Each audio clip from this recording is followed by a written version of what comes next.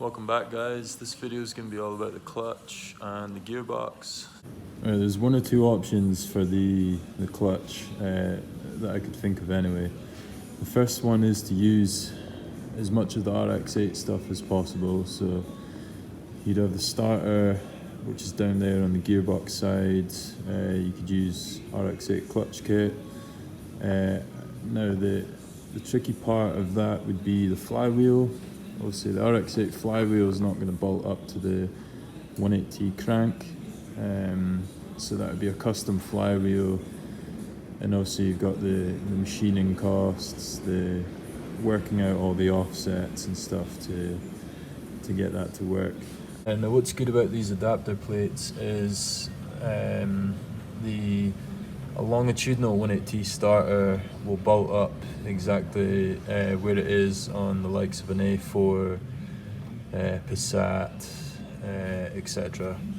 And what that means is you can use VW Audi stuff for flywheel, pressure plate, and obviously the friction disc is going to need to match the input shaft on the box. So there's a little bit of working out to do there, but a lot of this stuff is readily available. There's that many different VAG cars that use all this stuff. Now obviously in a front wheel drive 180, the starter's on the gearbox bell housing side, whereas in my case it's now on the block side. So I can't just use something like a G60 flywheel with a VR6 clutch, that's the kind of common clutch setup for 180 conversions, because the ring gear on the flywheel in that case is on the wrong side. So there is a wee bit of working out to do with this one. In the last video I mentioned that this starter doesn't actually fit inside the RX-8 bell housing. So to get it to fit, I've basically just notched the inside of the bell housing, and the starter's been notched just a little bit as well.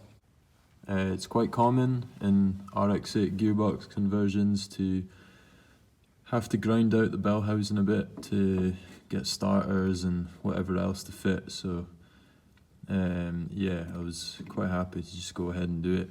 The other thing as well, these bell housings are really strong. They're nice thick alloys, so notching it like that shouldn't do anything. Another thing that's definitely worth mentioning here is obviously the starter bolts up with two bolts, and they're on the gearbox side. So the casing of the starter's tapped with M12 threads.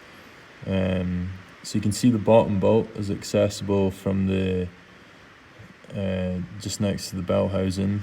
I had to use a socket cap bolt for that. A hex head doesn't clear the bell housing, and then the top bolt is actually inside the bell housing. So unless I can come up with a better solution, it's going to be gearbox off to change the starter in the future. I think I can live with that though. It's not very often I'll need to change the starter, and if I do, it really doesn't take long at all to get the gearbox off. Yeah, I'll maybe see if I can weld a captive nut to the adaptive plate, or tap it for a bigger bolt or something, and then I'd have both bolts accessible from the outside. But yeah, for now anyway, I can live with it like this. Right, one thing that's required for going rear wheel drive that this engine won't have had to start with is a spigot bearing, or some people call them a pilot bearing. And I've just tapped this one in flush with the crank.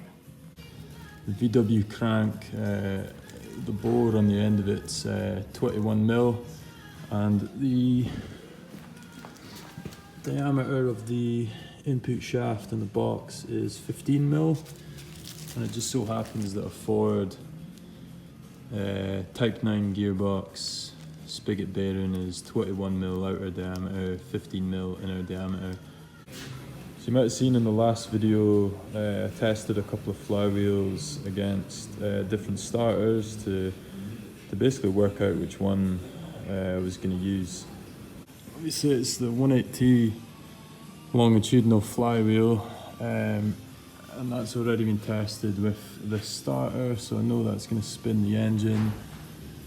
I've got the pressure plate is matching with the flywheel, so that bolts up fine, and the friction disc inside is it's basically an old Ford Pinto, 2-litre Pinto friction disc.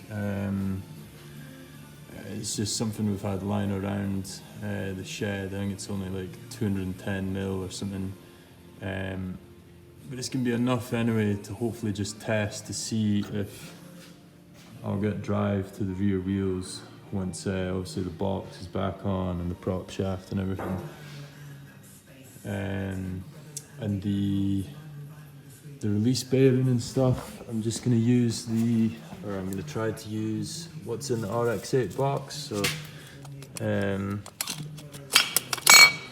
just the RX-8 release bearing and the fork, and then there's a master cylinder that bolts up here that actuates the clutch forks.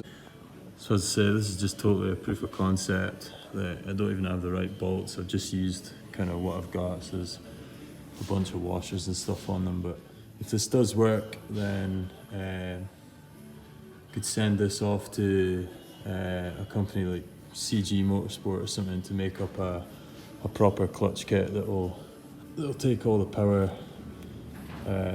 well, take some abuse and come back for more. That's what I want at the end of the day.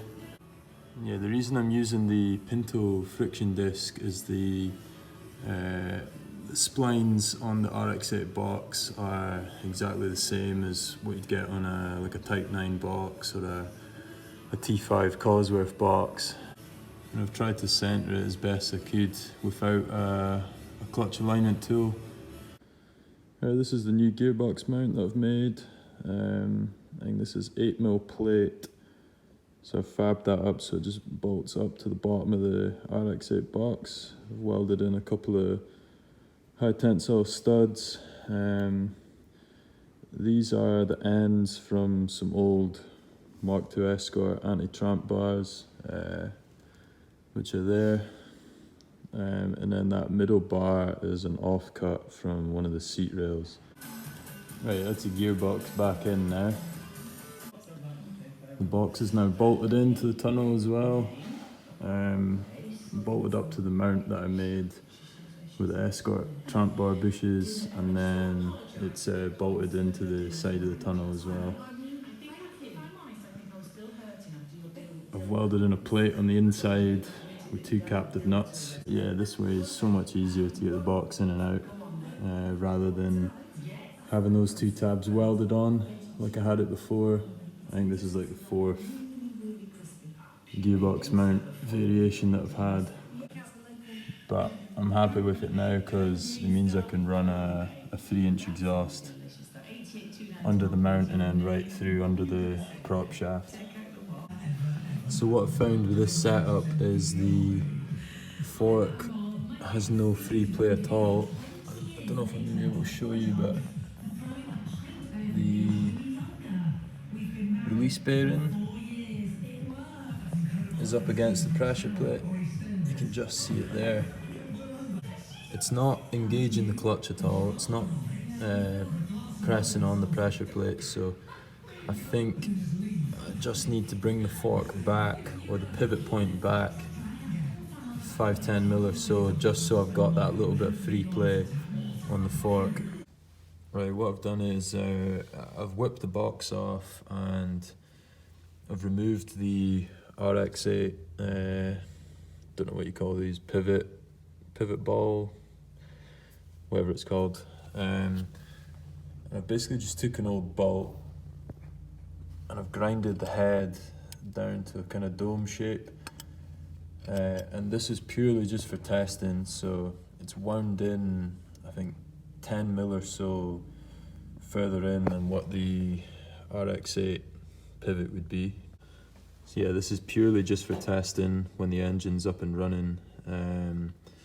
So if it does work, I'd probably I'd probably cut and shorten this slightly and re-weld it, just because obviously this domed bit on the end is the correct size for the fork and also the spring that holds it in. So yeah, I won't really go much further with this until the engine's running, so I can actually test it under real conditions, can bleed the clutch and yeah, just see if it's engaging and disengaging correctly. The next video, I'm going to be trying to start this thing up, trying to fire it up for the first time. And if I do get it running, I'd like to get it up on the lift and yeah, basically just test the clutch, see if I can put it into some gears, and hopefully, fingers crossed, see the rear wheel spinning.